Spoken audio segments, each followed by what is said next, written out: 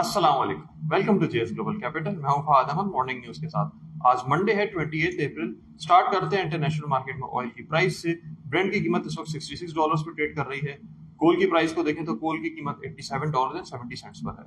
अगर हम international markets की बात करें तो फ्राइडे को हमने वॉल स्ट्रीट में एक पॉजिटिव ट्रेंड देखा था, जिसमें Dow Jones was plus 0.05%, S&P was plus 0.74% और नैस्डैक 1.26% प्लस रहा था। और अभी हम रीजनल मार्केट्स में एक मिक्स ट्रेंड देख रहे हैं, जहां पे Chinese markets negative to mix trade कर रही हैं, लेकिन हांगकांग, ऑस्ट्रेलिया, जापान और न्यूजीलैंड की मार्केट्स पॉजिटिव ट्रेड कर रही हैं। अगर लोकल न्यूज की तरफ आए तो फाइनेंस मिनिस्टर की जो यूएस की विजिट है, इसके हवाले से काफी अपडेट्स आई हैं, जिसमें आईएमएफ का जो स्प्रिंग सेशन कंक्लूड हुआ है, उसके बाद फाइनेंस मिनिस्टर ने एक स्टेटमेंट रिलीज किया है, जिसमें वो डिस्कस कर रहे हैं कि ट्रेड डेफिसिट यूएस के साथ किस तरीके से कम इम्प्रूव किया जाए, ताकि जो टैरिफ्स का इशू है उसमें पाकिस्तान को लेवरेज मिल सके। इसके अलावा फाइनेंस मिनिस्टर ने ये भी बोला है कि पाकिस्तान वर्ल्ड बैंक से मशवरा लेगा और वर्ल्ड बैंक की असिस्टेंस लेगा रिगार्डिंग इंडस वाटर ट्रीटी और जो इसके इश्यूज आज का हाईलाइट हुए हैं। इसके अलावा पाकिस्तान ने ये भी बोला है कि उन्हें उम्मीद है कि जो चाइना के साथ पाकिस्तान का आउटस्टैंडिंग डेट है तकरीबन $4 बिलियन का, वो रिस्केड्यूल हो जाएगा। इसके अलावा पाकिस्तान जो है वो चाइनीज मार्केट में पांडा बॉन्ड्स भी इशू करने का प्लान कर रहा है, इससे लिक्विडिटी में मजीद इजाफा होगा। और आखिर में फाइनेंस मिनिस्टर ने यह भी अपडेट किया कि बहुत जल्द पाकिस्तान एक्सपेक्ट कर रहे हैं कि पेमेंट्स आ जाएंगी आईएमएफ की तरफ से, जिसमें $1.3 बिलियन क्लाइमेट फंड के और $1 बिलियन एक्सटेंडेड फाइनेंस फैसिलिटी जो ट्रांच है उसके।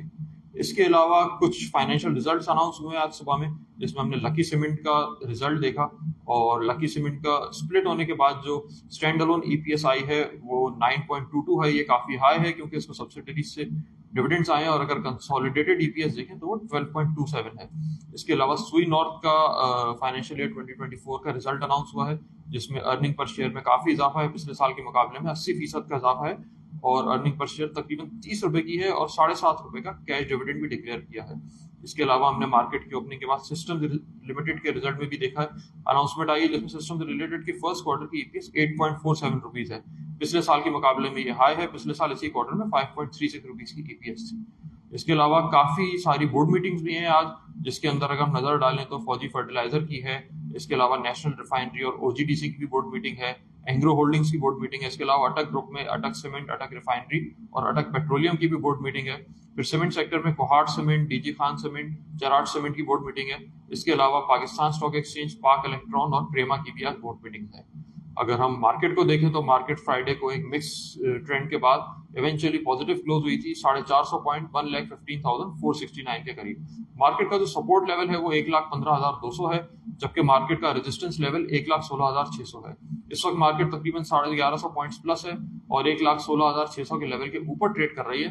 तो अगर यहाँ पे मार्केट सस्टेन करती है इस लेवल को, तो एक दफा फिर मार्केट 1,18,000 और 1,20,800 जो कि ऑल टाइम हाई के लेवल्स हैं, यहाँ पे टेस्ट कर सकती है। स्ट्रेटेजी बाय ऑन वीकनेस की होनी चाहिए। अगर मार्केट जो रेजिस्टेंस लेवल है इसके ऊपर ट्रेड करा रही है, तो इन लेवल्स पे अगर डाउन साइड में कोई चीजें मिलती हैं तो उसको बाय करके होल्ड करना चाहिए। बाकी जो फाइनेंशियल रिजल्ट्स हैं उन पर नजर रखें, जो भी अर्निंग्स या कोई मटेरियल इन्फॉर्मेशन अनाउंस होगी तो उससे स्टॉक की प्राइस में इम्पैक्ट आ सकता है। फिलहाल के लिए इतना। इंशाल्लाह मजीद अपडेट्स हम अपने सोशल मीडिया प्लेटफॉर्म पे पोस्ट करते रहेंगे, उसको फॉलो कीजिएगा। इंशाल्लाह शाम में मुलाकात होगी मार्केट रैप में। टेक केयर, अल्लाह हाफिज।